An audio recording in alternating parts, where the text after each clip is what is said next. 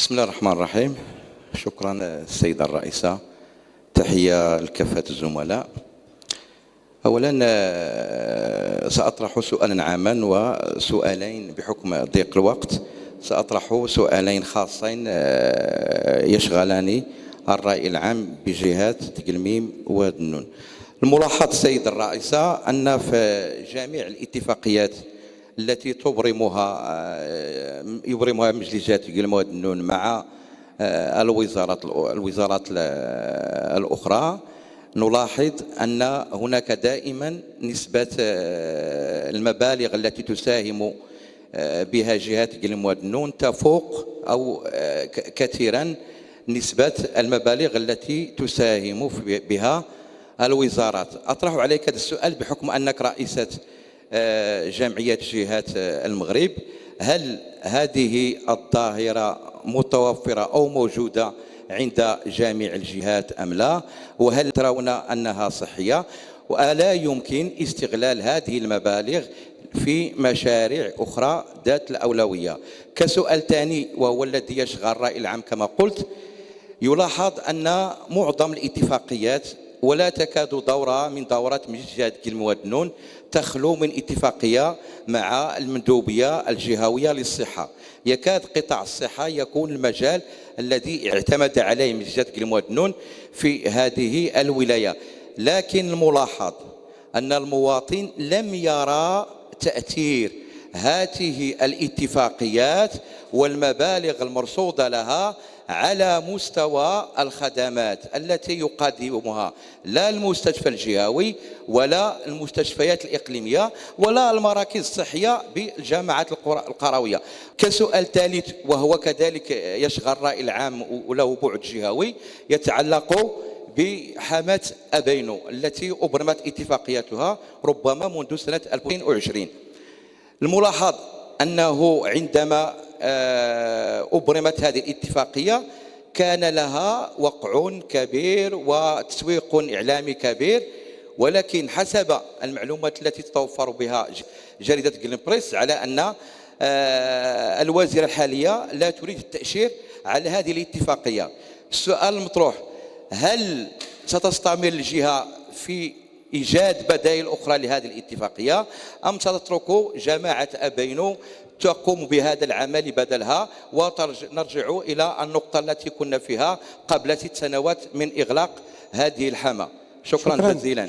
شكرا.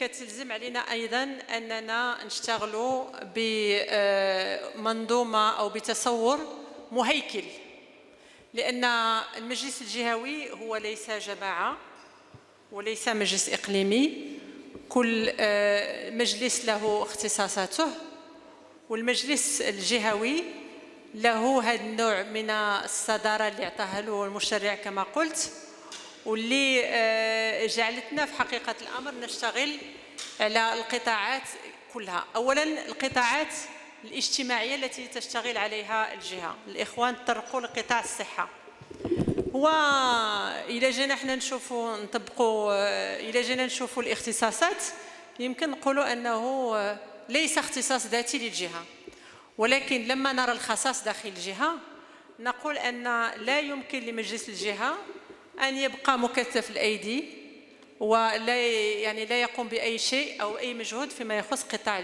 الصحة. وبالتالي كانت شراكات متعددة. اشتغلنا في الأول بطريقة اتفاقيات تقريبا خصوصية، كانت اتفاقيات من أجل سد الخصاص في التعاقد، اتفاقيات من أجل سد الخصاص في القوافل الطبية إلى غير ذلك. وبعد ذلك مع وزارة الصحة والسيد الوزير مشكور اللي قام بعدة زيارات للجهة اشتغلنا على اتفاقية كبرى، اتفاقية إطار اللي فيها أكثر من 443 مليون ديال الدرهم، واللي اليوم الجهة لأول مرة بدأت في إنجاز مستشفى إقليمي أو مستشفى محلي اللي كان في الخصاص، بدأت الجهة في إنجازه. اليوم عندنا اتفاقيات لسد الخصاص في مستشفيات أخرى كمستشفى ميرلفت والوطية. اليوم عندنا اتفاقية خصوصية مهمة للتعاقد اللي كانت حتى هي اتفاقيه مؤطره اللي فيها اكثر، واللي الجهه اللي تعطي فيها اكثر من 50 مليون ديال الدرهم. اليوم عندنا اتفاقيه مؤطره للقوافل الطبيه، اي بمعنى ان المجلس مشكور وباجماع له تدخل كبير في قطاع الصحه. وانا يمكن نقول لكم انه الى شفنا المجهودات التي يقوم بها المجلس وقاربناها مع المجهودات التي او التوجه الذي توجه الدولة على المستوى الوطني، واللي سوف يعطي واحد النوع من تغيير هيكلي في منظومة الصحة عبر المجموعات الترابية الصحية، أنا كيظهر لي وبطبيعة الحال إدماج القطاع الخاص، لأن هناك مصحات كبرى اللي اليوم في طور إنجاز مشاريعها على مستوى جهة قليميم وذنون. أظن أنه سوف يكون تغيير كبير في قطاع الصحة إن شاء الله في السنتين المقبلتين، واللي احنا اليوم سوف نواكبه عن طريق تنزيل الاتفاقيات الخصوصية التي صدق عليها المجلس في دورته الأخيرة. واحد المسألة اللي أنا تكلمت على حامة أبينو بعض الإخوان والشط الأبيض، نسيت واحد الشق جد جد مهم، وهو السياحة، القطاع السياحي، واللي الجهة عندها مؤهلات كبرى في القطاع السياحي. تم مؤخرا خلق وإنشاء الشركة التنموية الجهوية للسياحة، والغرض من هذه الشركة هي أن تشتغل على النهوض بالسياحة داخل الجهة.